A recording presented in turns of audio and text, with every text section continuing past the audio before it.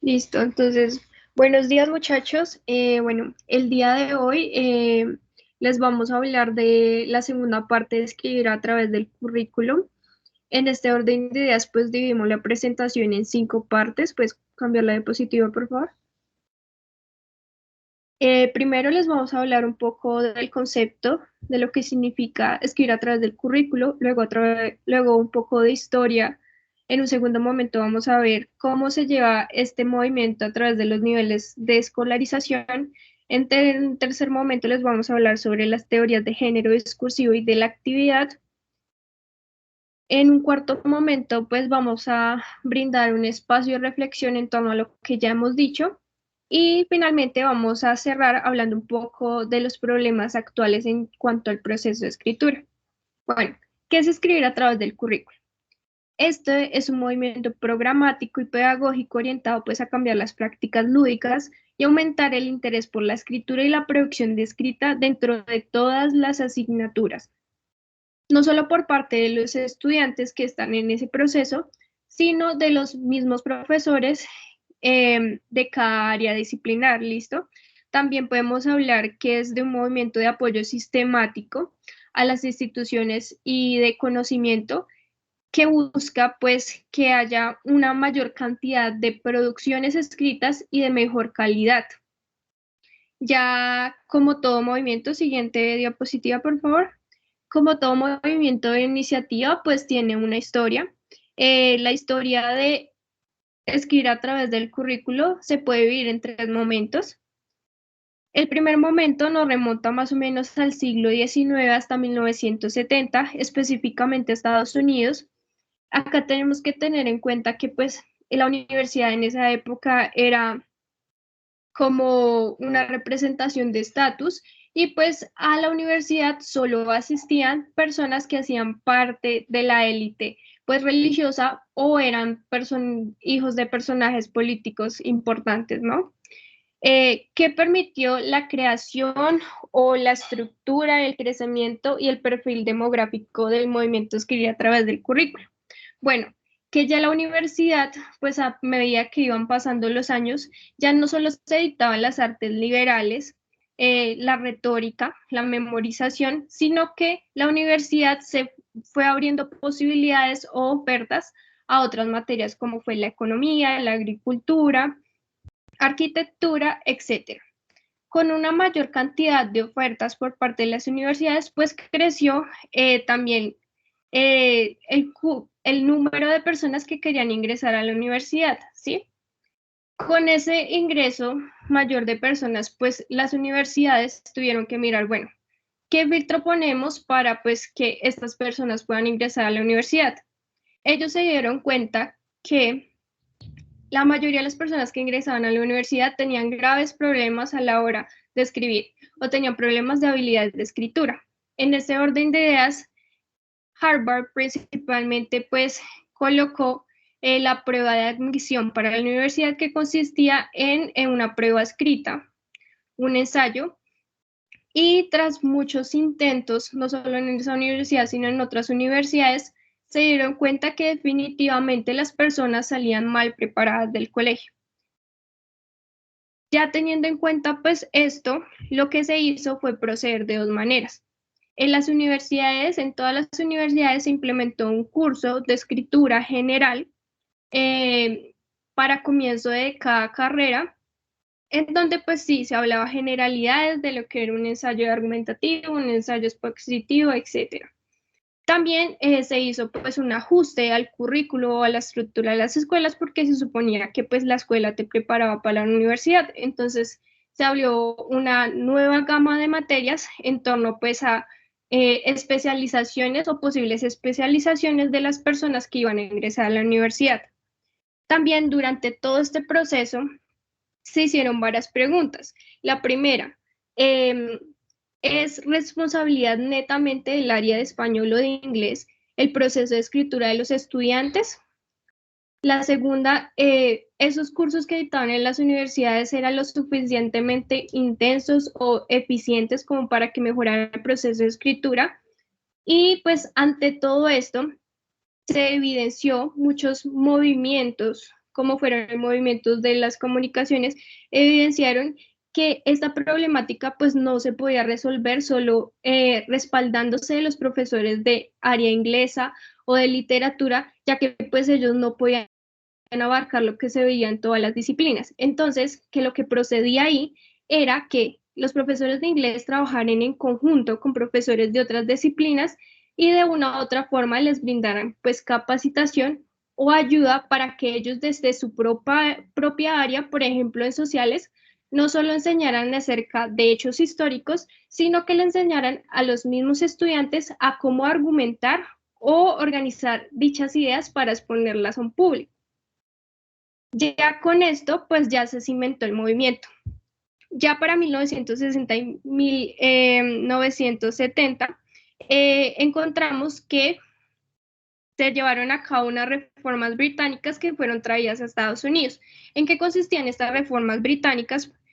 Pues por parte de uno de los profesores reconocidos allá en Inglaterra, James Britton, él descubrió que los estadounidenses sí hicieron cambios en el currículo en lo que respecta a las universidades, pero que no trabajaron específicamente en las bases pues de los estudiantes, es decir, los estudiantes toca prepararlos para escritura académica, no la universidad, sino desde la secundaria. Y se dieron cuenta también que pues el sistema educativo estadounidense era muy transicional, muy general y muy estricto. ¿Qué quiere decir? Que siempre se les exigía como a los estudiantes una escritura académica perfecta o que estuviera de acuerdo a los estándares, pero en ningún momento pues se les ofrecía esa oportunidad de partir primero escribiendo desde una forma expresiva, desde la forma personal, para ir poco a poco adentrándose al mundo académico. Por eso, pues este señor dice, los niños desarrollan su habilidad para escribir al desplazarse de formas personales de escritura a formas más públicas, de formas, disculpen, a formas, no sé, más académicas para transmitir información. Ya con todas estas modificaciones, herramientas, investigaciones en torno al movimiento escribir a través del currículo, se procedió fue a mirar las formas de difusión para que pues no solo los estudiantes, sino muchos profesores tuvieran acceso a esa información. Para ello se procedió pues a hacer talleres, revistas, programas en todas las universidades, de modo de que se pudieran dictar cursos intensivos de escritura, también espacios para que profesores desde sus áreas disciplinares, historia, para abogados, no sé, química, pudieran especializarse en encontrar la forma de escritura que ellos necesitan en su área disciplinar y asimismo poderlo aplicar en el aula. Ya con esto vamos a pasar a ver cómo se da el movimiento a través de los niveles de escolarización. Bueno, entonces, teniendo en cuenta los niveles de escolarización de primaria y secundaria, bueno, y preescolar. Bueno, es importante tener en cuenta que entonces en primera medida se tiene en cuenta, bueno, teniendo en cuenta que escribir a través del currículum es un movimiento donde se tiene en cuenta entonces como primera medida prácticas de escritura. Em, Estas prácticas de escritura se estudian desde el aula y específicamente desde las disciplinas. Más adelante, en investigaciones entonces más actuales, digámoslo, ya no solo se tiene en cuenta la práctica de escritura en el aula de clase como para anotar información, sino que ya aquí entonces se tiene en cuenta que es una forma entonces de retroalimentación respecto al aprendizaje de esa disciplina. Y finalmente, pues entonces se tiene en cuenta entonces la escritura como mejoramiento, no solo en sí de la escritura como tal, sino también desde una parte reflexiva, donde se tiene en cuenta entonces básicamente siempre la comprensión, la participación y el aprendizaje disciplinar desde su mejoramiento desde la escritura. Siguiente, por favor. Bueno, entonces, teniendo esto en cuenta, pasamos a hablar sobre una autora llamada Julie Waldman Bonilla, con su trabajo titulado Escritura de Diarios de Comunicación Familiar. Y básicamente lo que se quiso realizar aquí fue hacer un diario donde los niños pudieran comunicarle a sus familiares específicamente o particularmente a sus padres respecto a lo que se hacía en clase a través de un diario. Entonces, básicamente se dividía en dos la clase. La primera entonces era una actividad práctica en el aula donde se trabajaba como tal la disciplina de la materia.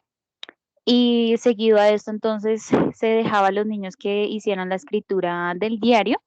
Entonces, bueno, pues básicamente esto se tenía en cuenta la materia como tal, ciencias, y también que los profesores no hacían como tal una explicación de cómo se debería hacer un texto informativo con escritura científica, sino que simplemente se les daban tipos de frases con los que podrían construir su diario.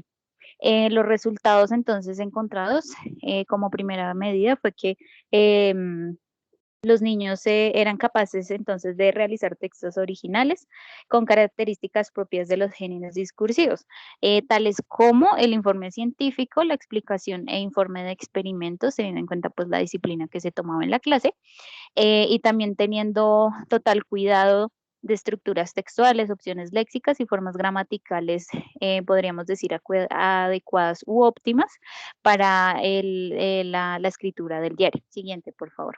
Entonces, teniendo esto en cuenta, pues esto tiene, digamos que algunos fines, objetivos. El primero, pues claramente es fomentar la escritura informal periódica, porque pues nosotros como estudiantes de lenguas y más en pedagogía, pues sabemos que el mejoramiento de la lengua y el lenguaje se dan a través pues de la práctica, ¿no? Como segunda medida, entonces el fin era impulsar la ejercitación de la escritura para consecuentemente entonces promover la reflexión a través de la escritura que se daba respecto a las clases. Siguiente, por favor. Bueno, entonces aquí encontramos otro autor llamado Winograd, quien decidió entonces hacer un trabajo de investigación con chicos de quinto grado, 8 niños, en donde, bueno, aquí se trata entonces la escritura de narrativas originales con problemas matemáticos. Entonces aquí, básicamente, lo que hicieron los estudiantes fue tener en cuenta entonces el escribir problemas matemáticos, ya que generalmente pues esto lo hacen son los adultos, los profes hacen este tipo de trabajo, escriben los problemas y demás para darle esto a los niños, y no es muy común que los niños entonces hagan esto. Entonces, bueno, desde eso se encontró que las estrategias que utilizaron a la hora de realizar la escritura y la elaboración de problemas matemáticas fueron tres. Entonces, el primero es que los estudiantes elaboraron unas preguntas para identificar el tema general. El tema general eran pues entonces los problemas de probabilidades. Como segundo punto, entonces los estudiantes realizaron una pregunta em, pues que iba enfocada entonces a la producción textual hecha, y finalmente entonces lo que hicieron fue que elevaron el nivel de dificultad de los problemas de probabilidades. Entonces lo que se pudo plantear aquí, o lo que se pudo definir, fue que los chicos pueden entonces, como a manera de, mm, de cooperación, entonces hacer parte del escrito de sus propios currículos, ¿no? Que pues no es muy común que el alumnado entonces tenga como una relación directa con el docente para, digamos, implementar lo que ellos van a ver en clase. Siguiente, por favor. Asimismo, bueno, estos autores, Johnson, Jones, Thornton bueno, entre otros, lo que quisieron hacer fue que con estos estudiantes, 8 estudiantes de quinto de primaria, se hiciera entonces como una retrospección respecto a la escritura de lo que hablé anteriormente sobre los problemas de matemáticas.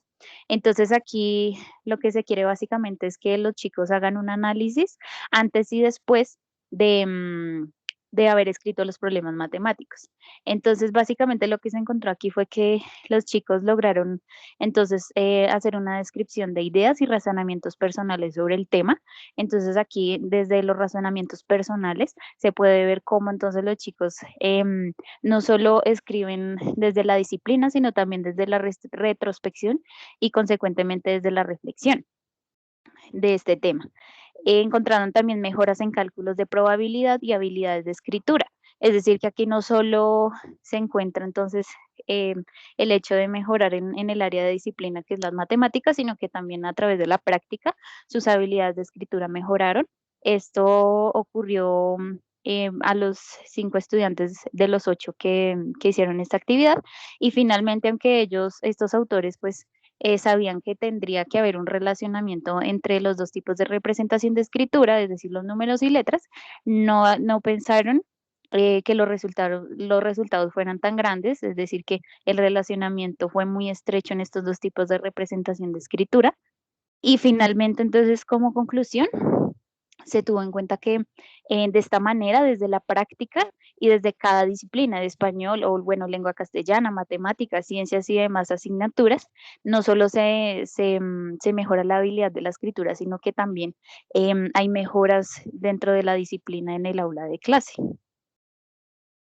Bueno, y ahora pues dejo a mi compañera Camila que va a hablar acerca de la secundaria. Bueno, listo. Ahora vamos a ver las implicaciones que tiene el uso de la retórica en los diferentes espacios académicos en secundaria. Se realizaron diferentes estudios, uno de ellos es el de Young y Leinhardt. Ellos trabajaron con una muestra de 5 estudiantes de historia del programa Advanced Placement. Este programa se ofrece en Estados Unidos y Canadá. Es un programa de contenidos de distintas áreas de nivel universitario, pero que es para estudiantes de escuela secundaria. En este estudio, los estudiantes realizaron 4 tareas de escritura que incluían preguntas basadas en los documentos que los autores tomaron para hacer pues, estas actividades, este estudio. Los autores analizaron las tareas y los textos producidos por los 5 estudiantes pues para evaluar el proceso en el dominio, no solo el contenido, sino también de las estrategias retóricas que utilizaron los chicos y las estrategias retóricas como tal de la disciplina.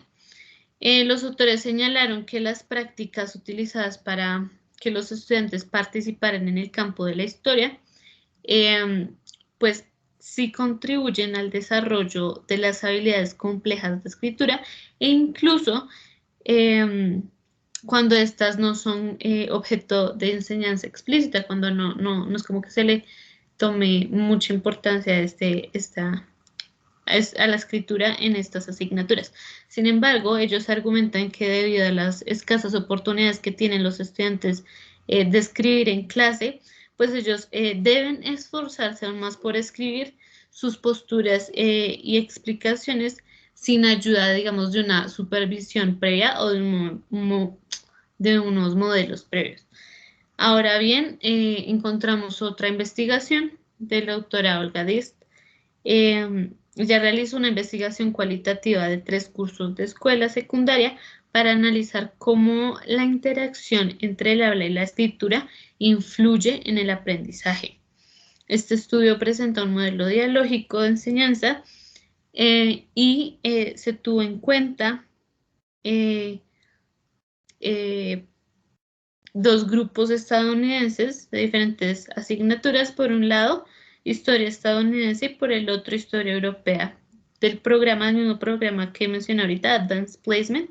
Y el tercer grupo que se tomó en cuenta fue uno noruego de ciencias sociales. La autora señala que la interrelación entre escritura y habla favorece la participación de los estudiantes y a la aparición de una mayor diversidad de pensamientos, de voces por parte de los estudiantes, debido a que se entiende a los estudiantes como pensadores y a sus textos como herramientas para pensar. También se logró evidenciar que los estudiantes aumentan su confianza académica. Ahora vamos a hablar de la oralidad y escritura en el área de ciencias de la escuela secundaria. Aquí encontramos otro estudio de Rivard y Straw, los cuales querían ver cómo los roles que cumplen el habla y la escritura en el aprendizaje de las ciencias. Esto lo hicieron dentro de un grupo de canadienses francófonos de grado octavo. Recordemos, esta fue en clases de ciencias, específicamente en la clase de ecología, y las clases se dictaban en inglés. En este estudio se desarrollaron actividades solo de discusión, solo de escritura, o también una combinación entre discusión y escritura, después de la clase de ecología. Los autores descubrieron que los mayores progresos surgían de la combinación de oralidad y escritura. Por un lado, la discusión sirve para compartir y aclarar conocimientos, y por el otro, la escritura sirve para profundizar y construir conocimientos a partir de saberes previos. Además, encontraron que la escritura parece contribuir a la retención de conocimientos desarrollados colectivamente. También los autores encontraron que los estudiantes que tenían mayor conocimiento sobre la asignatura se beneficiaban a la hora de, bueno, de escribir individualmente y sin ningún tipo de debate, sin ningún tipo de discusión. Por otro lado, se encontró que los estudiantes con menor conocimiento sobre la asignatura sacaron provecho del debate. Entonces acá podemos ver que la oralidad y la escritura cumplen funciones distintas. Ahora bien, como reflexión, por decirlo así, vemos que no es tenida en cuenta la retórica en algunos espacios académicos en secundaria, sobre todo en las ciencias, lo cual dificulta el proceso de escritura, de creación de textos en los estudiantes. Tras ver, bueno, cada estudio podemos evidenciar que si los estudiantes tienen cierto tipo de entrenamiento, pueden mejorar académicamente, pueden mejorar su participación y asimismo mejoran como su confianza académica. Esto sería todo en cuanto a secundaria. Vamos a seguir con la parte. Bueno, perfecto. Ahora hablamos acerca de la educación superior. En esta instancia encontramos 3 momentos de la academia, que es el pregrado, el posgrado y las especializaciones. Dentro del pregrado, este texto, Escribir a través del currículum, nos da una primera característica, que es aprender a través de la escritura. En este caso, notamos cómo la escritura, los contenidos de la escritura se relacionan directamente con los contenidos que el estudiante en el pregrado tiene que aprender para pues desempeñarse bien dentro de su carrera profesional. Escribir bajo nuestra profesión. Entonces aquí encontramos cómo el estudiante empieza a escribir con base en su profesión y empieza a relacionar directamente la escritura con la profesión. Aquí encontramos también la percepción de la tarea. La percepción de la tarea se dirige directamente como a esa idea que tenemos de la tarea, pues con base al contenido, con base al profesor, con base a la afinidad que tenemos con el área, con base a nuestros compañeros incluso. Entonces, pues aquí empezamos a tener percepciones personales frente a la tarea, frente al espacio académico, frente a la escritura en este espacio académico.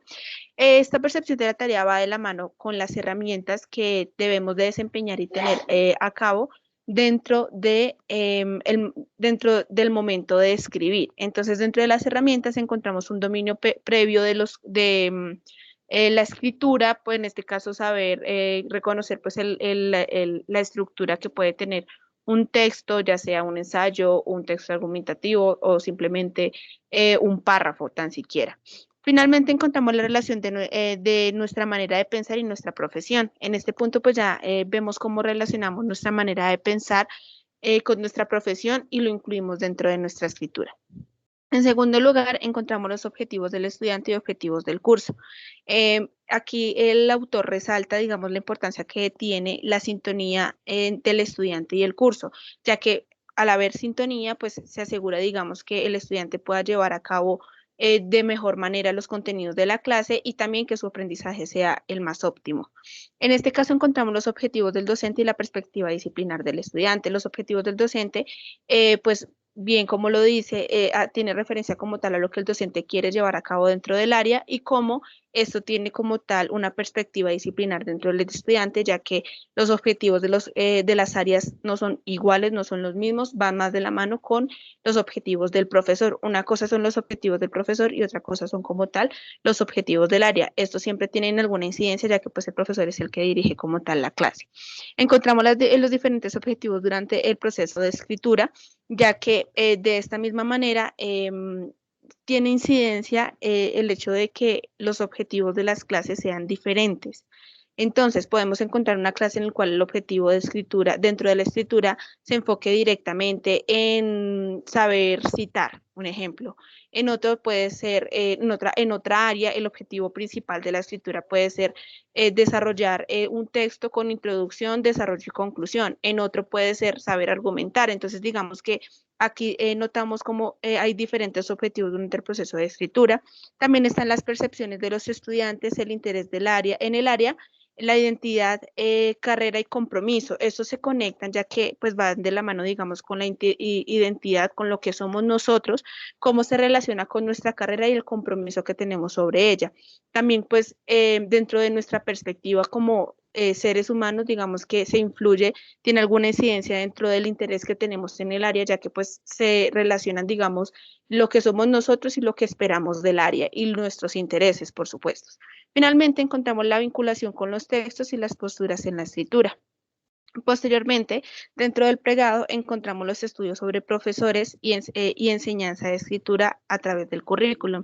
Esta es como una mini investigación que refleja que evidentemente la aplicación de la escritura a través del currículum y el reconocimiento de la importancia de la escritura en el aula de clase y las diferentes disciplinas tienen alguna incidencia dentro del momento profesional o digamos dentro de este proceso pregrado que está llevando a cabo el estudiante.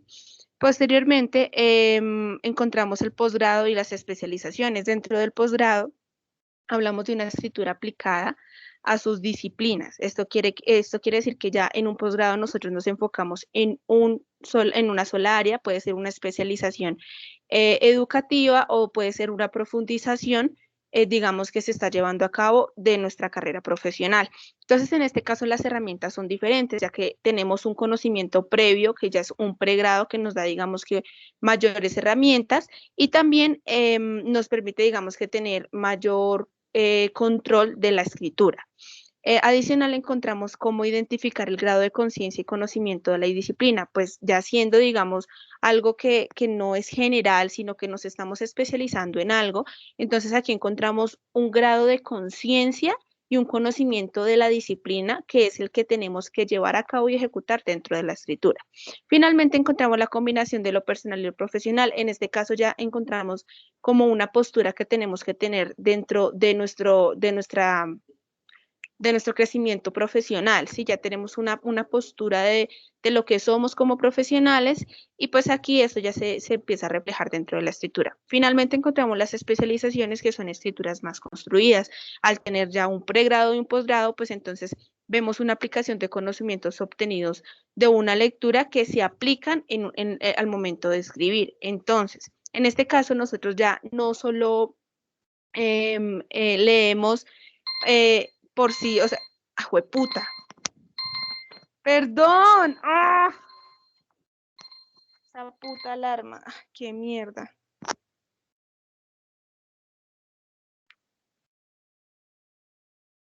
No, pues sigamos y editamos esa última parte. ¿Y se puede?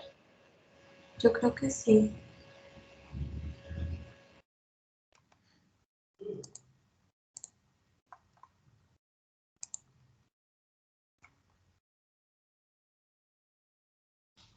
Voy a decir finalmente especializaciones. ¿Listo? Y finalmente, ya otra vez. Y finalmente encontramos las especializaciones, que ya esto va más tiene más sentido, digamos, con las escrituras más construidas, ya al tener un conocimiento previo de un pregrado y un posgrado, una especialización, pues se refleja, digamos, y se evidencia un mayor dominio de la escritura. Entonces aquí encontramos características como la aplicación de conocimientos obtenidos de una lectura. Entonces aquí ya con base en los conocimientos que adquirimos en una lectura, realizamos un escrito por sí solos y digamos que reflejamos todo este conocimiento que hemos venido aprendiendo pues a lo largo como tal de la academia. Encontramos la necesidad de tener una posición. En este caso, pues ya hay una postura frente a los tópicos y es una postura que reflejamos dentro de la escritura. Materiales anexos al papel y el lápiz, que ya son, digamos, otros documentos académicos que leemos, digamos que mayores herramientas que se componen para poder llevar a cabo la escritura. Entonces ya finalmente encontramos que en este caso ya nosotros leemos para escribir. Entonces ya lo que leemos lo reflejamos en la escritura de una manera más concisa, más profesional, más estructurada. Y finalmente pues encontramos la creación de textos originales, que ya es como lo que ya les había indicado, y la habilidad de lectura y escritura de una manera como más resaltada dentro de la academia a lo largo del proceso de la academia. Posteriormente encontramos las teorías de género discursivo y de la actividad. Bueno, para hablar de las teorías de género discursivo y de la actividad, hay que plantear una pregunta y es cómo investigar los tipos de escritura. Hay que tener algo claro y es que los géneros discursivos organizan la escritura en diferentes contextos. Para esto es necesario ver la forma de escribir. Hay diversidad de escritura y eso es algo que no se puede negar, es algo que existe, es algo real. Lo primero que hay que hacer es identificar los géneros específicos y las características. Por ejemplo, en un contexto laboral, no es lo mismo cómo se escribe algún escrito profesional o alguna carta o algún memo, es diferente. Todos estos tienen maneras de escribirse de forma diferente. Es lo mismo que pasa, por ejemplo, con un escrito científico, quizá de pronto lo pasamos a un cuento o algo más de literatura. Y todo esto se escribe de una manera diferente. También hay que tener en cuenta las características de tiempo. No es lo mismo que se escriba algo hoy en día, en el 2021, como se escribía, por ejemplo, en los años 80, 70, 60 y demás. Es diferente de este siglo, el siglo pasado. La manera de escribir ha cambiado conforme la sociedad también ha avanzado. Esto quiere decir que aumenta y cambia la forma de escritura. También hay que tener en cuenta el nivel de conocimiento. Es diferente cómo percibe un escrito un niño de sexto a cómo lo percibimos nosotros, por ejemplo, que ya estamos en nuestra carrera profesional. Incluso alguien que esté haciendo, por ejemplo, un posgrado, una maestría o un doctorado. Y todo esto se basa en esta teoría de género discursivo.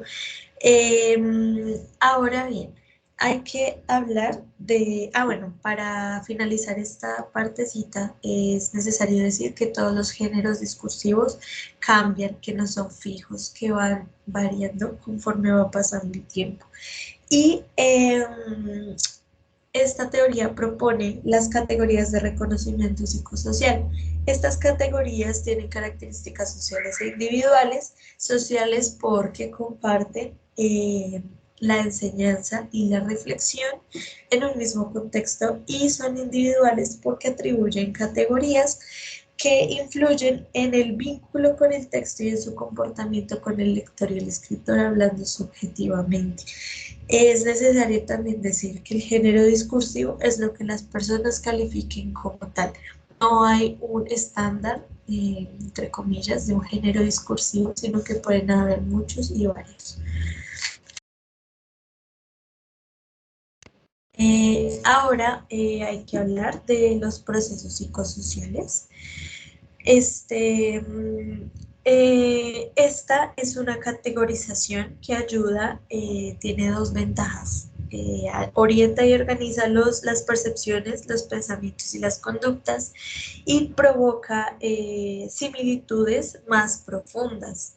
Aquí hay un hay un término muy importante que es tipificación. Básicamente tipificar es atribuir características a situaciones y comportamientos para comprender y compartirlas. Se dice, es necesario decir que los géneros se definen como acciones retóricas tipificadas basadas en situaciones recurrentes. La tipificación es entonces atribución de características. Un ejemplo claro puede ser el del rol del profesor y el alumno. Para que la clase funcione, el profesor debe tener un rol establecido, tipificado, caracterizado, que haga que el alumno se comporte también de cierta manera para que la clase funcione y para que la situación funcione. Esto reafirma que hay una tipificación. Entonces, en los géneros pasa igual. Se colocan aspectos en común entre estos géneros para que la situación comunicativa, para que el enfoque comunicativo se dé de la mejor manera.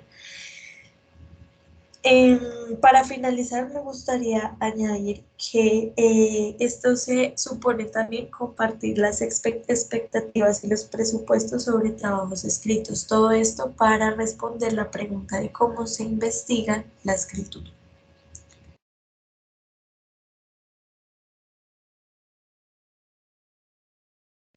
Listo, muchachos. Ahora queremos que desde sus casas pues reflexionen o hagan una reflexión en torno pues a unas preguntas que planteamos lo referente al proceso de escritura. Estas son: ¿con qué obstáculos te encuentras en tu proceso de escritura dentro de las aulas? La otra es: ¿cuál es tu lugar o posición en el proceso de escritura? No sé, pregúntense cuál es la relación que ustedes establecen como ustedes como escritores y el profesor como un lector o un compañero como un lector. Mientras pues ustedes reflexionan en torno a eso, nosotros queremos hablar un poco acerca de unos problemas puntuales en torno al proceso de escritura. ¿Puedes pasar la diapositiva, por favor? Bueno, en un primer momento encontramos lo que se refiere al posicionamiento de los estudiantes en los discursos disciplinares. Esto lo podemos mirar desde dos aristas. El primero es lo referente pues a las tareas disciplinares, ya que pues investigaciones han evidenciado o autores han evidenciado que primero en lo referente a tareas, talleres o actividades dentro de clase que pues abarcan el proceso de escritura o de composición escrita, siempre se presenta como ese problema de que una cosa son los objetivos, las expectativas que tiene el profesor y otra muy diferente lo que los estudiantes entienden por objetivos o las expectativas o criterios que el profesor propone, ¿no? Entonces acá los autores y pues creo que pues nosotros ya como futuros docentes debemos saber que para evitar dichos problemas siempre debemos brindar pues un espacio de diálogo para que pues podamos concretar, ¿no? Y que los estudiantes sepan pues que es exactamente lo que uno quiere y pues que no estén imaginándose cosas así súper elaboradas, cuando en realidad pues lo que el profesor exige es lo que él cree que pueden hacer en el momento con la formación que tiene. ¿Listo? En esta medida también se ha evidenciado que pues el estilo pedagógico, la ideología, los objetivos del profesor influyen pues en la forma en que escriben los estudiantes. De igual manera que todo taller o actividad de escritura en el campo de la investigación, etcétera, se ve influenciado de una u otra manera por los intereses y los propósitos de los estudiantes y no tanto por lo que el profesor quiere. También debemos hablar de otro inconveniente y es que normalmente, no tanto en la escuela, pero sí en la universidad, a los estudiantes pues le exigen tener habilidades de escritura buenas, es decir, que pueda hacer ensayos argumentativos, expositivos, etcétera. Pero nos encontramos acá en que hay un currículo oculto, es decir, que todo este conocimiento de géneros literarios se explica en la escuela de manera implícita y no explícita.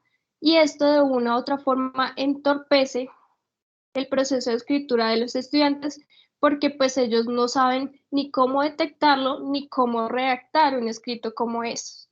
Entonces siempre está como tengo que sacar un espacio para introducir a mis estudiantes en estos géneros discursivos y pues también sacar un espacio para que pues ellos puedan redactar de una u otra manera algo o un poquito de cada uno de ellos o que puedan dar una mirada en concreto. Por el otro lado, nos encontramos con el problema de la dominación, la participación y la agentividad. Autores como Lecourt hablan de que pues siempre ha estado la problemática de que hay un silenciamiento de las voces de los estudiantes, de lo que piensan, sí, como de la voz personal del estudiante cuando entra a la academia. Entonces ahí nos toca hacernos la pregunta. En realidad, la academia o la universidad nos brinda las herramientas para pues que nosotros nos apoderemos de nuestro proceso de escritura o en realidad lo que hace es obligarnos a aceptar un discurso dominante y seguir replicando lo que ya se ha escrito, las investigaciones y las críticas en torno a los temas ya escritos. En torno a esto, pues los autores nos recalcan que para pues desarrollar una escritura académica buena, lo que se debe permitir, se debe permitir o dar libertad para que los estudiantes, desde sus pensamientos y sin el peso de ajustarse a lo ya establecido, puedan comenzar a escribir de a poco y así poco a poco ir como cumpliendo con lo que está establecido por la academia. También tenemos que tener en cuenta que, pues, si juzgamos de que hay un silenciamiento de las voces de los estudiantes en los procesos escritos, que cuando pues brindemos nuestras propuestas de nuevas ideologías en cuanto pues a lo que se debe escribir, no caigamos en imponerle o silenciar a otro en su proceso de escritura. Ahora bien, mi compañera Diana va a hablar de otro problema que nos podemos encontrar. Bueno, así es. Entonces, hablando desde la intertextualidad, teniendo en cuenta entonces este concepto que viene de la autora Julia Kristeva, perdón, en su texto El deseo en el lenguaje, un enfoque semiótico sobre la literatura y el arte, teniendo en cuenta al autor Volosinov, con su texto El marxismo y la filosofía del lenguaje. Bueno, pues estos dos autores desde estos textos plantean entonces así el concepto de intertextualidad, teniendo en cuenta que todo texto es un mosaico de citas, es decir, aunque suene redundante, todo texto bebe de otros textos que esos textos vivieron de otros textos.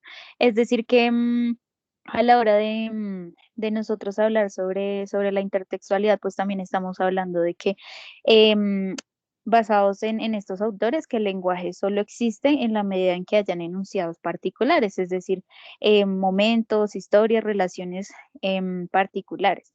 O básicamente, pues que no se puede entender el lenguaje fuera de sus instancias de uso. Entonces, hablando de eso, pues el autor hace una relación entre textos desde una organización basada en géneros de discursos dentro de estos instancias de uso o como él lo llama, sistema de actividad. Entonces, dentro del género discursivo se espera que hayan y se hagan referencias o se utilicen textos de procedencia de otros géneros discursivos, es decir, teniendo en cuenta que puede ser del mismo o de diferente sistema de actividad. Para que esto nos quede un poco más claro, podríamos tomar el ejemplo de, no sé, que en la bibliografía se puede citar de manera diferente dependiendo de lo que se necesita o el enfoque de un trabajo desde una misma teoría.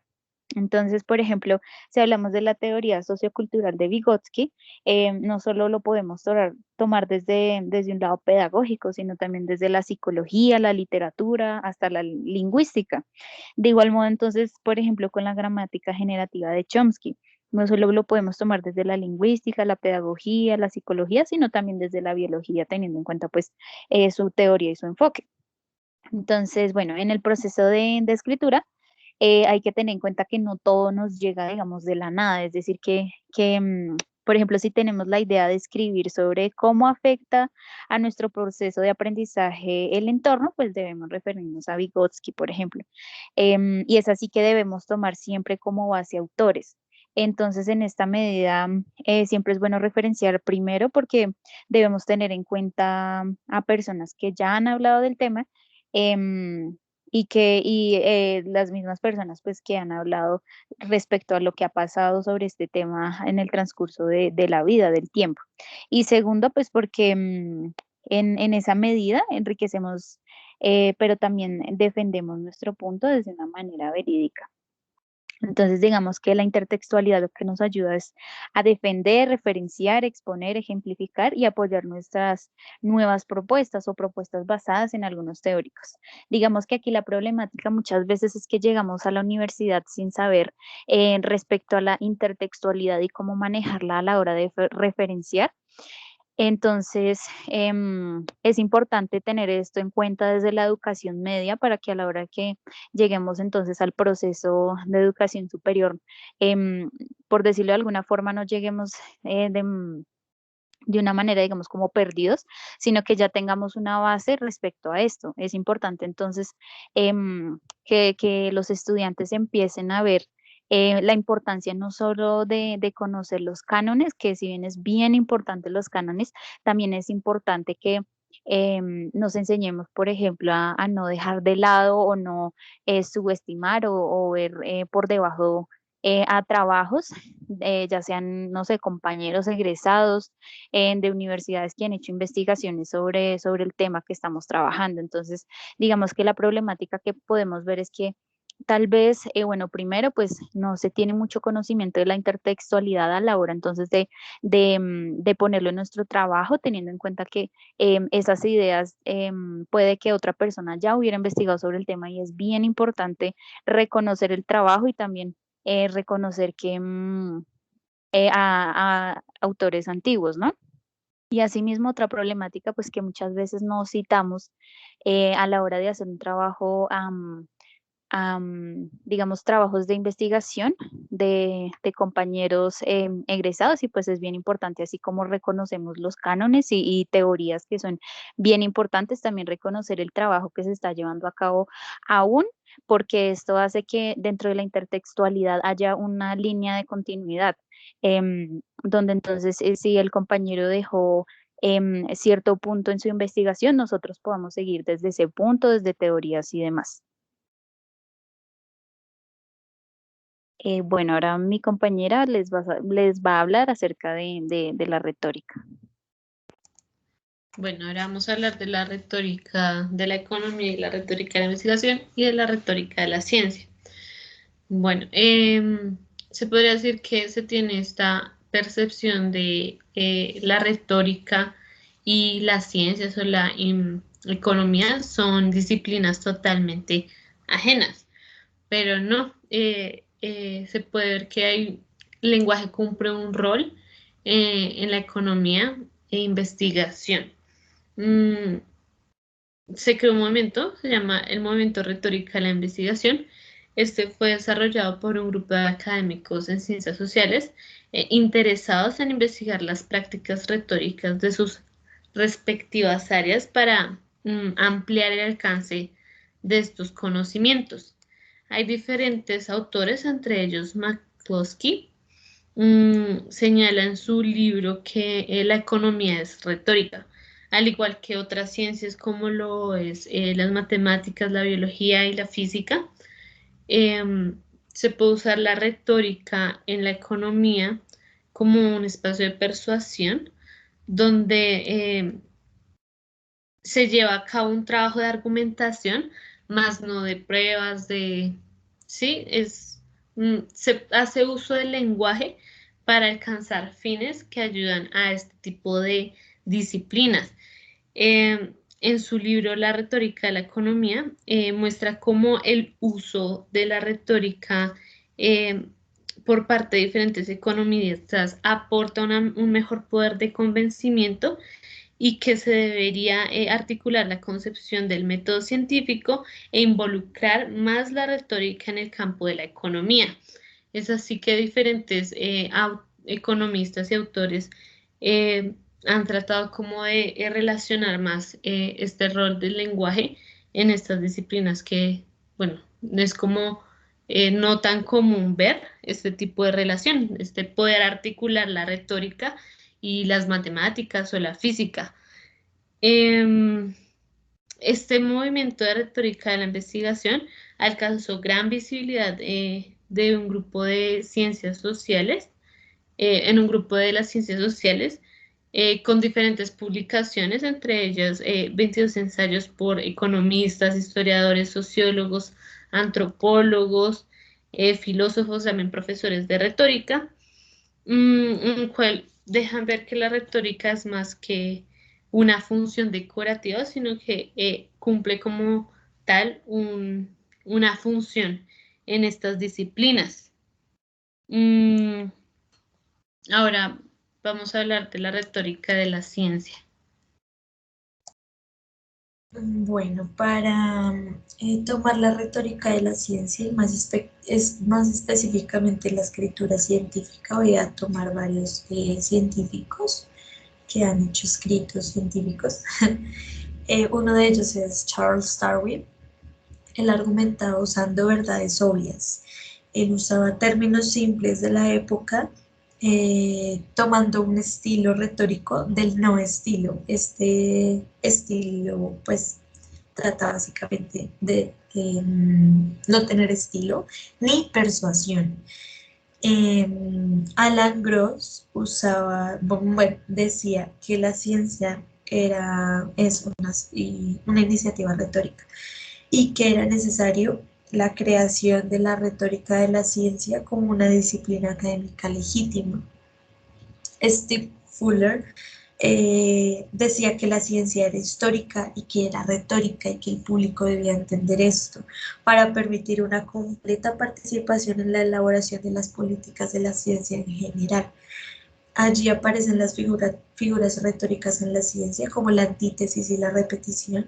Sin embargo, también se decía que la retórica era débil frente a la perspectiva analítica, digamos como las diferentes ciencias, tanto humanas como naturales.